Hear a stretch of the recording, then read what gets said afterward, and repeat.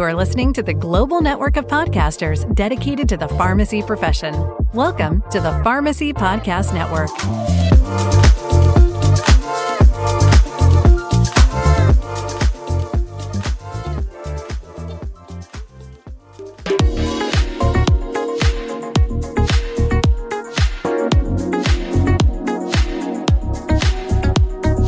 You're listening to FrameworkFocus, the podcast that explores trends, innovations, and insights in the long-term care pharmacy industry. Join us as we connect the entire LTC ecosystem. Hey, welcome back to FrameworkFocus, the SoftWriters podcast. It's great to have you back, listeners out there tackling, sometimes struggling, hopefully not. Hopefully you're preparing for 2026. But boy, to run and operate a pharmacy, a long-term care pharmacy today, there's a lot of things, there's a lot of obstacles, a lot of things to get through.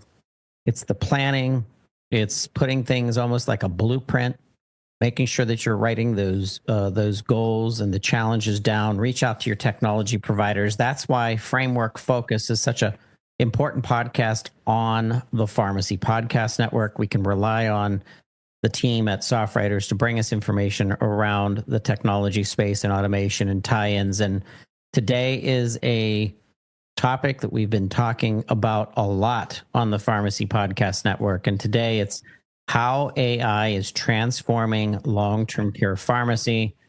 We have to have people on the team and in our partners directories to get insights from, because it's not us. It's certainly not me. I look for people that are the best of the best. I want to introduce our guest today. I want to start off with Rick Pollick. If you could just give us some background on yourself, Rick, and share with the FrameworkFocus listeners who you are, what you do in long-term care pharmacy. Yeah, absolutely.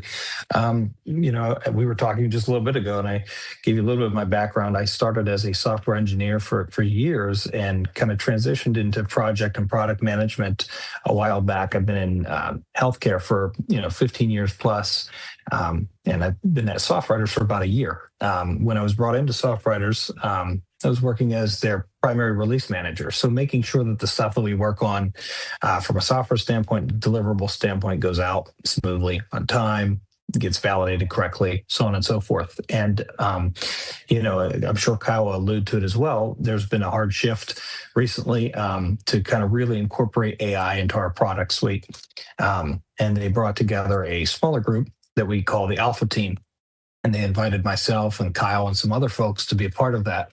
So right now, I am part of that team. I'm still doing some release management work, but also working exclusively within the realm of how do we bring AI forefront, how do we get it into our products, and how does it make sense to our stakeholders, to our customers, and so forth. So that's what I've been doing now for the last, I'd say, handful of months. That is so cool. Kyle Nilson, you're with the Alpha Labs team at SoftWriters as well.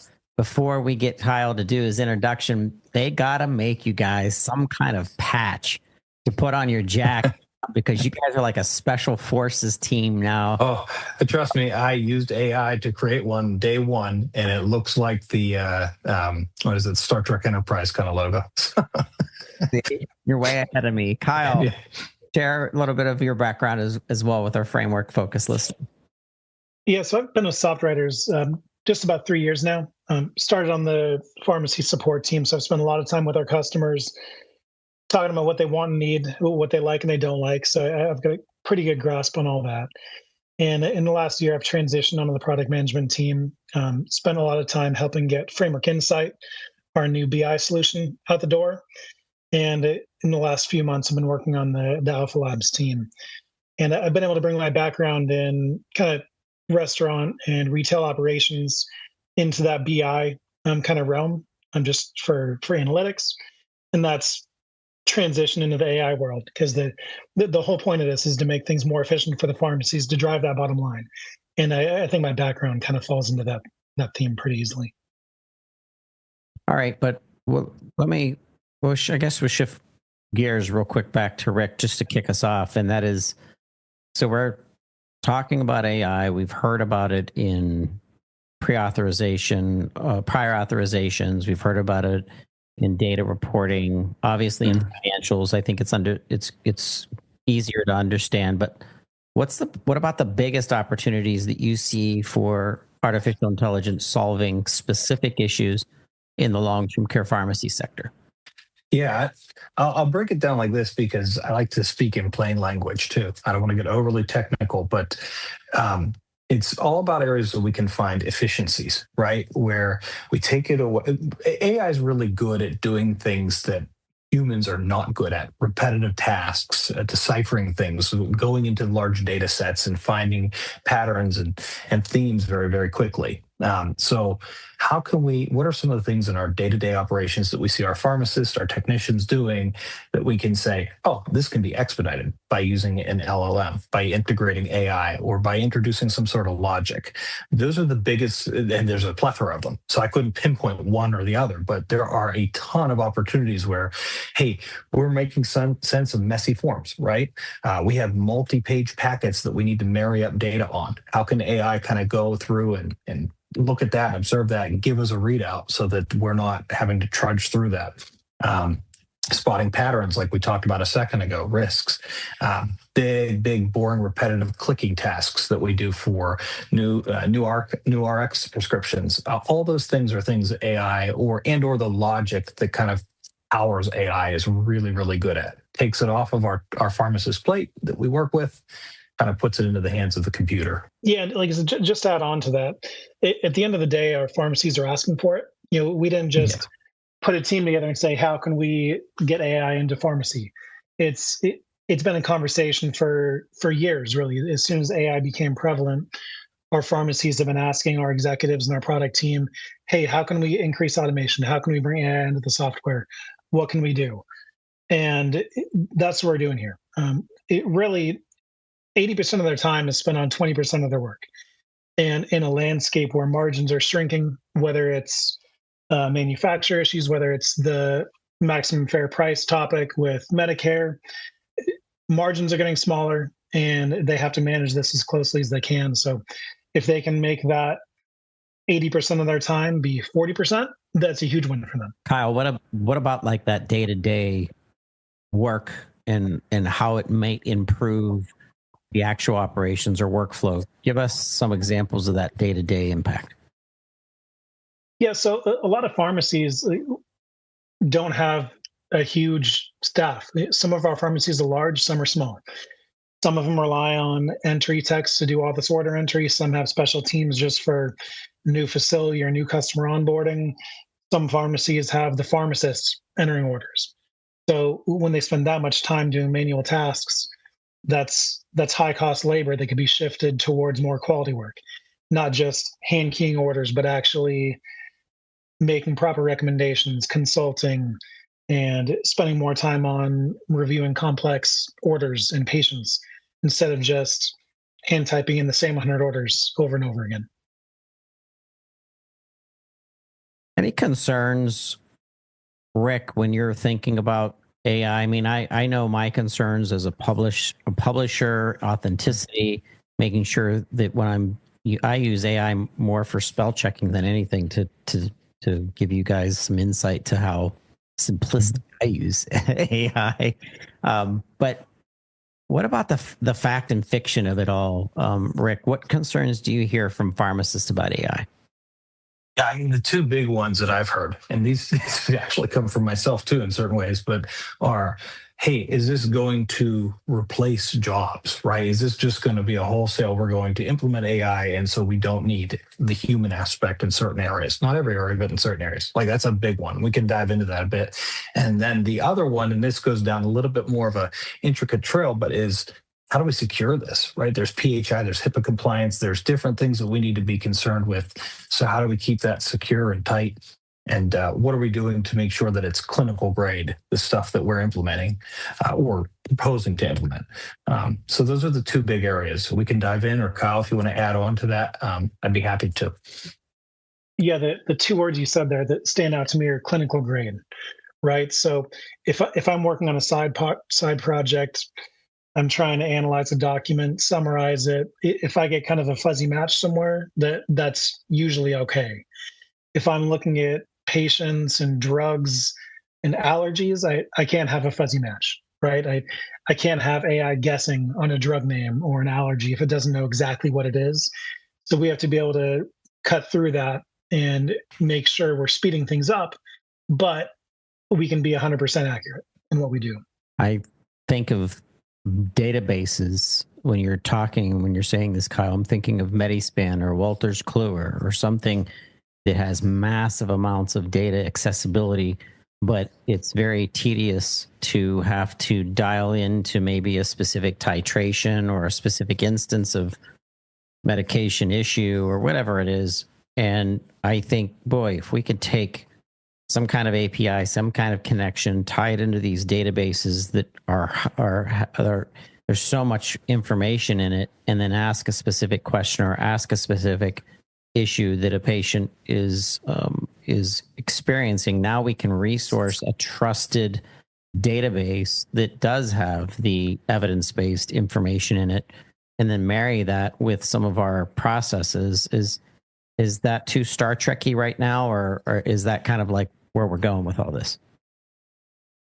No, that's exactly where we're going, honestly. So one of our hurdles that we're getting over and we're working through is drug matching, right? So we use NDCs and GPIs, and a doctor might be sending in RX norms. So we're pulling in different types of data from Wolters Kluwer just so we can kind of dot our I's and cross our T's and make sure that, like you said, we are being accurate, thorough, and using all the resources at our disposal. What's cool about that, what Kyle just said, what you were getting at too, is that because of that, going back to the question you asked, we're not omitting jobs. We're validating data, right? And the AI, as proposed in many ways, is becoming more of a helper. It's a supplemental thing, right? And it's going to make pharmacies, pharmacists, and everybody across the board faster and cleaner and easier to understand things and decipher things and make the right decisions.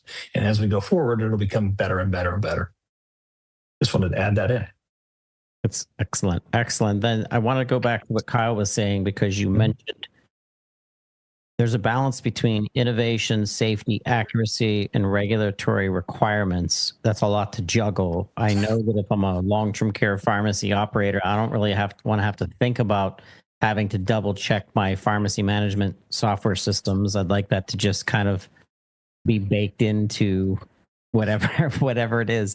Kind of expand upon what you were saying when it comes to safety and accuracy and how it meets the road of innovation. Yeah, so the approach we're taking is we kind of get that temperature, right? So when all of our orders come in, whether it goes new batch or whether it gets put back into the queue to be hand entered, we're able to distinguish through our pipeline if it was match on automation with no AI. Did AI have to touch something? Okay, if it did, how do we flag that for the end user to see so they know they have to double check it?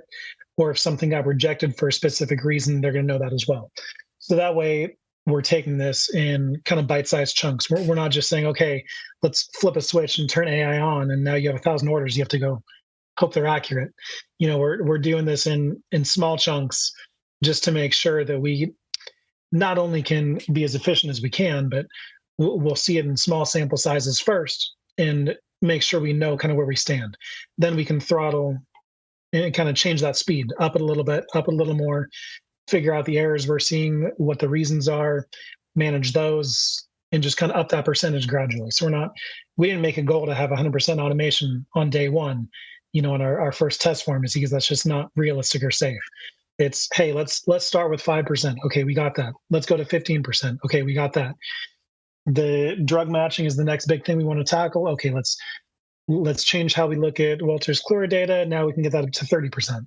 And that's how we're approaching this in the safest way we can. All right. I guess I should have asked this in the beginning of the interview, but I like throwing things in different directions. It keeps everybody on your toes. But creation of Alpha Labs, this, like I said, it sounds like a special forces a division of SoftWriters. Talk to us about that. The recently launched Alpha Labs and what what sparked that whole initiative, and why'd you guys do what you're deciding to do? Yeah, I'll jump in, and I'm sure Kyle will have more to add. But when I was approached with the topic of Alpha Labs and joining it, it's essentially, hey, there's a lot of stuff that we can do, but we want to kind of give the time to do it. Right. We want to kind of carve out a place where we can experiment and try and learn and change things and come up with proof of concepts. And that is exactly what Alpha Labs is. It's a group of folks that are explicitly focused on what are we being asked for? What do people need? What can we try? How can we attempt this? And we have the space to do that. That's what Alpha Labs is.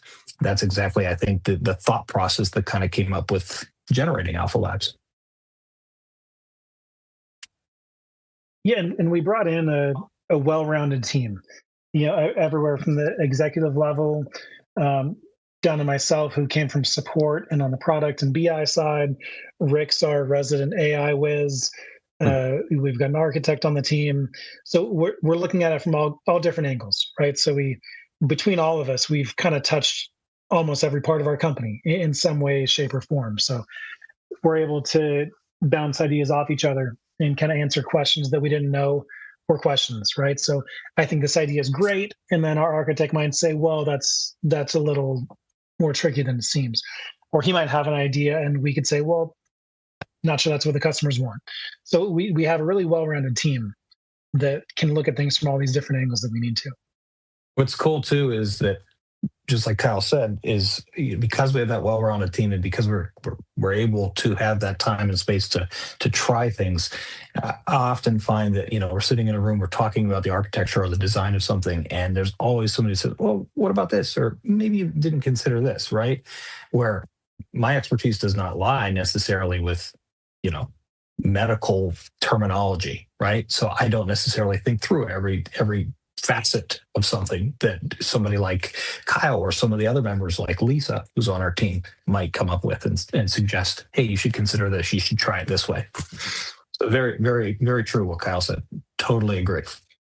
Yeah, and there's different challenges that people in that technology space have. I like what Kyle, agree with you. You have to take what the client is sharing with you and sometimes deviate or sometimes pivot what you're designing and what you're building because of the end user using it might not make sense, where from a programmer's perspective, you see it one way. If you have that kind of diversity on the team, so many of you, and Lisa's the OG, she's been, around forever, programming the first SQL database driven pharmacy management system in long-term care was Framework LTC.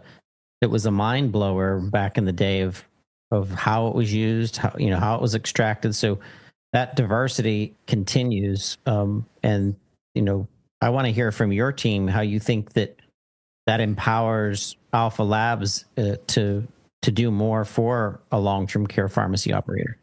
Yeah. So the whole concept of the team, kind of like Rick said, is to have a space to innovate, right? So when we're trying to keep up with, kind of like you mentioned a few minutes ago, all the regulations, all the bugs, all the deadlines that we have to hit for compliance reasons, or just to keep moving things where they need to drive, we can actually take the time to think up new ideas, right? So our Framework LTC product owner is just trying to keep up with the day-to-day grind of keeping this massive software suite moving.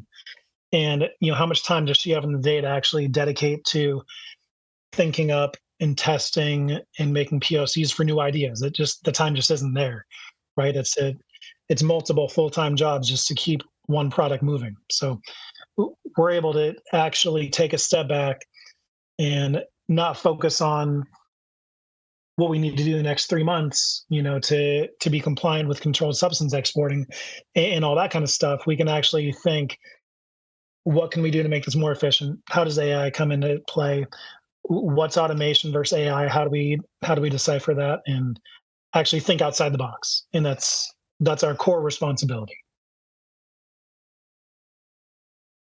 Rick, you mentioned about the team giving you that ability to dedicate more time to innovation because they're able to pull out the project and see it through and work on it together. What does that mean to, giving you the opportunity and an ability to accomplish innovation in general? What was it like before you had a team that was so diverse? Yeah, I mean, a lot of this stuff, and even speaking for me personally, was done on the side when you had time, right? So you had an idea, and it might have been a very valid, good idea, something that you heard interfacing with somebody who uses our product, right? But you're just trying to carve out the time, like Kyle said, in the midst of keeping the lights on and moving the needle and keeping our products up to date and up to snuff. You're also trying to say, well, how could I incorporate this? Or, and then you're also doing it with limited knowledge, like in your own ability, right? Again, I'm a software engineer at heart. And I could spin you up an LLM, train it, and code out the wazoo. But at some point, it's like, this isn't exactly our need, right? Because we don't have the expertise to kind of direct our focus. So bringing them back into the Alpha Lab is, we have dedicated time to say, what are the ideas that are out there? What are we being asked for? Okay, cool. Now let's go as a collective and jive on that, for lack of a better term. Let's go and dive in on one or two high value things that we think might turn into something.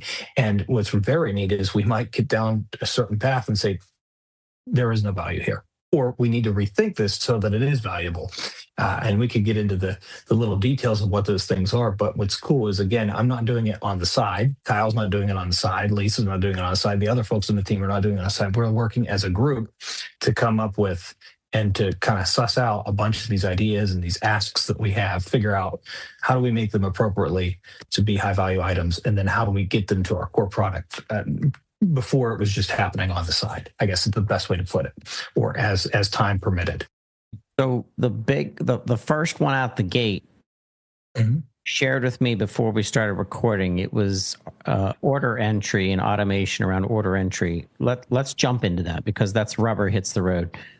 Let's talk to us about that first big implementation of AI into order entry automation, and just in case someone's unfamiliar with what problem it actually solves. Sure. Yeah. I mean, this goes back to what I was saying, and I'll allow Kyle, please, to elaborate on this. But when we talked a moment ago about how AI can be the assistant, not the replacement for the human kind of aspect of things, we looked and we saw that, right now, as new RX scripts are coming in, right, from our EMRs, we're having our techs, the people that use our software, are rekeying almost 100% of these prescriptions, right, directly into LTC.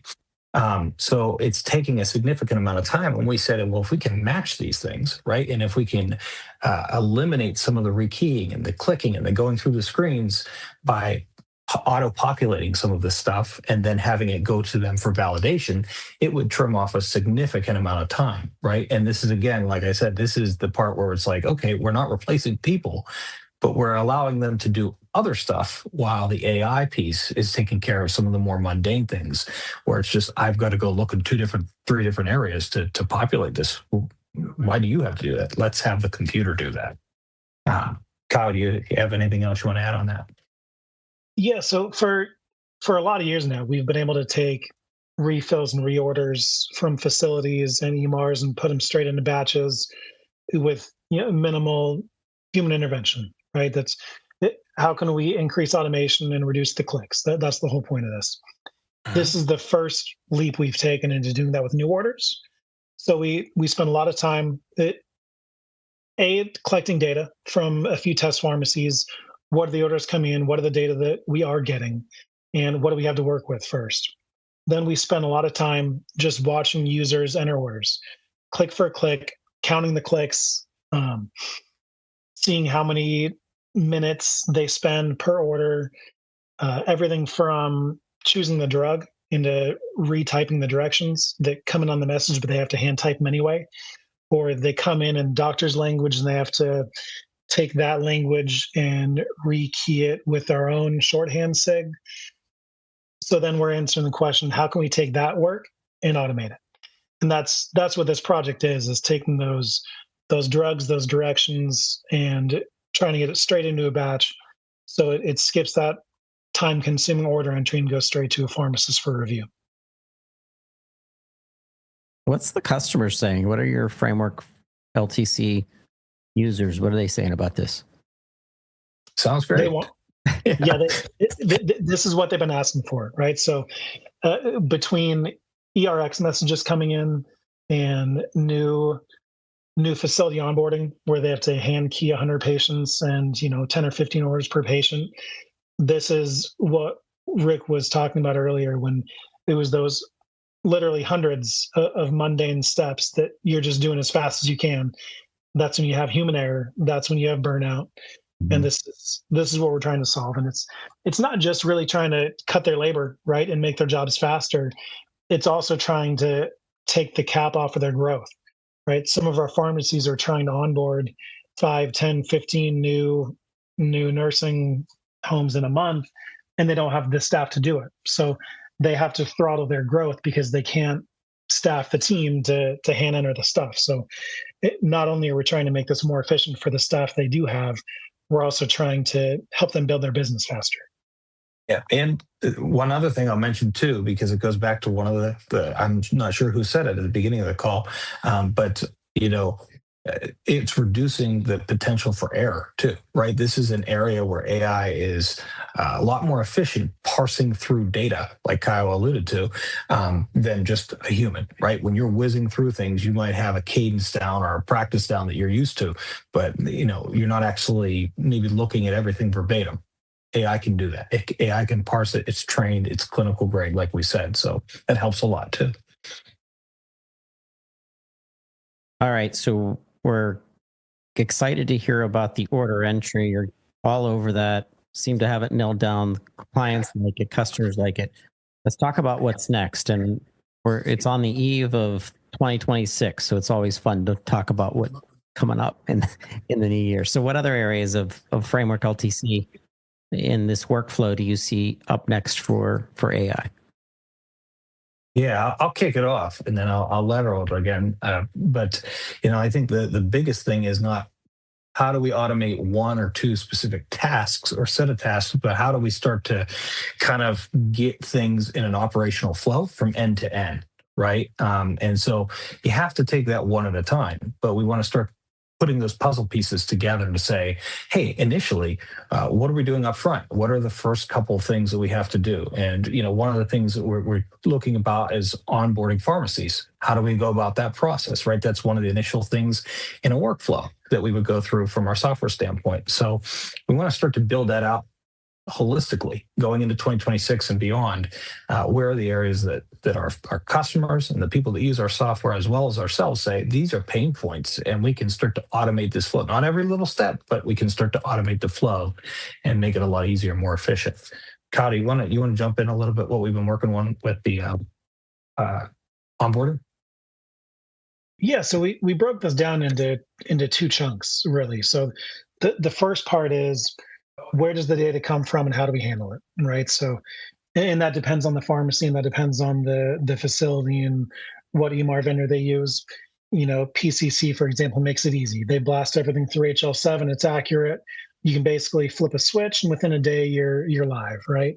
There's some groundwork that has to be put into place, but it's pretty quick and painless. But the rest of the vendors out there aren't that efficient or that simple. Either they have a mechanism to import data, but there's gaps and they have to go back and fix it anyway. Or there is no mechanism and they just have to print PDF forms for, like you said, 100 patients or more. I've heard as high as 800 in some areas. And they have to hand key all that stuff. So how do we take in that data? Sometimes it's structured, sometimes it's not. So we're building out systems to take everything from CSV files with just kind of thousands of rows of orders down to just scanning in PDFs that were printed and handed to the pharmacy, because that's how they get the data sometimes. So there's varying degrees of AI that's needed in that process. So we're trying to kind of stomach that. What does it cost us? How accurate is it? How quick is it? All those things. That's what we're here to evaluate, and then make a recommendation to the core teams on what to implement. And then the other side is the more, I want to say easy, but that we already have most of the endpoints for this kind of work, right? So we know the format that we need to take a big JSON dump and get it into Framework LTC. What we're doing is, how do we get it from end to end, right? How do we take a CSV file? How do we take a PDF and just zap it straight into LTC for a new facility onboarding? And that's what we're working on now. And then in the future, we're still mapping that out, but there's a lot of ideas from a lot of pharmacies out there. Inventory management could be a topic that comes up for us in the near future. New pharmacy onboarding, whether it's converting data from other pharmacy systems, or just the whole onboarding process of setting up our pretty complex web of facility and system options. How do we make that process faster? So we're looking at a bunch of different things. Earlier, you commented, Kyle, on keeping the client in check and keeping them in part of the roadmap of what you're doing with Framework LTC. And you also were the very first organization to put together a bunch of long-term care pharmacy operators in a think tank. I think this might have been 18 months, maybe 2 years ago, where you got everybody together in Pittsburgh, and it was an AI, forum per se. It was awesome. So we were there. I loved that. It was fun. So talk to us about how does Framework users, how do they help to shape the AI roadmap of what you guys are planning to do? Well, I mean, they're the central driving force for what we're choosing to undertake here. So we could, kind of to Rick's point, not all of us have the background of having worked in pharmacies for our adult lives, right? Like I haven't. I've been here for a couple of years. Rick's been here for a year. Lisa's been around for decades, quite literally. And so like we have varying degrees of experience, but even that being said, none of us actually work in pharmacies, right? We work for SoftWriters. We're working on the software. We're not in the pharmacy doing the day-to-day grind. So those are the people who need to tell us what the pain points are, what they want to automate, and what they don't. Otherwise, we just kind of be guessing, based on our experience. And frankly, we need them to tell us what to do. And it's our jobs to take that feedback and bring it to life. And what's cool about that is now with Alpha Labs, right, we have a place that stuff goes to directly, right? It's not going into a larger hopper where it's a core product improvement that, hey, this needs fixed, right? Or we need to address the speed at which this operates. This new creative stuff that folks are asking for, like Kyle mentioned, and they say, hey, I want to automate this. I want to fix this field. I want to go in and see if this can be expedited in some certain way, right? All that stuff goes into the hopper for the Alpha team. This is all stuff we're prioritizing and looking through and communicating back with people saying, we're looking at this, we're working on this, and it's, we're going to figure out the best way to approach this, and then have people engage with us as we produce it, put it out into POCs, have it tested, and eventually incorporate it into the core product. All right. What about kind of like from your perspective, and it's the emergence of what's possible to what you see the client, the framework user, their input, and all of a sudden you release it. That must really be exciting to you because you see something actually making an impact. It's impacting people's lives. It's impacting your operations. Most importantly, it's impacting the patients that are being served at these facilities. Mm-hmm. So talk to us about personally in the future at SoftWriters and AI. What excites you? What's coming up that you can even sprinkle in some secrets as long as Scott Beatty doesn't get mad at us all for the secrets. Tell you any secrets, but I get excited about a lot of different things. Kyle will attest to that, and sometimes I go off onto all kinds of weird tangents. AI excites me just in general. I think what's cool, I'll put it this way, is that everybody has the ability to start to design things, even kind of like indie developers, maybe not even affiliate. I'm talking more generally, not just at SoftWriters, but everybody has the ability now to do things and create things a lot quicker, leveraging AI for design tools and coding and so on and so forth. And that's really great. And there will be a lot of cool innovations that come out of it in the coming years as things mature. But what's cool about SoftWriters, and what I think excites me the most, is that term we keep using is it's clinical grade. And, some of the auto population of fields, the reduction of clicks, the way that we automate processes, the OCR that we're using for some of the onboarding stuff that we talked about, that's all been hardened and validated and scoped. And we are going through and making sure that there's actual value being provided to our customers and also ultimately the patients, right? Like you mentioned, that's what excites me the most, is that there's going to be a wave of development, new things coming along. But I would also encourage people to understand that look at SoftWriters, look to us for very, very quality, hardened, clinical grade stuff. And you're going to see a lot of innovation coming out. I guarantee you within 2026, 2027 timeframe, it's going to be great. All right, Kyle, we're going to be wrapping up. So you get the last kind of question here. And that is, we think of our long-term care pharmacy leaders out there, the ones that are like the super users. You think of the clients that are really making impacts on their community because of the services that they're assuring that public health is taken seriously. It's their life. It's what they deliver. But there's lots of people that are like, I'm not exactly sure where to begin with. You'll hear tons of your users probably say things like, I'm old school, like I'm going to do it this way, I'm going to do it this way. But in their minds, they are thinking the same way AI is preparing them to be able to leapfrog, or instead of doing one thing, they're going to be able to do four things. But it's hard to get your mind around that sometimes. So what's one practical tip you can give long-term care pharmacy operators who want to adopt AI, but they're just not sure exactly where to begin?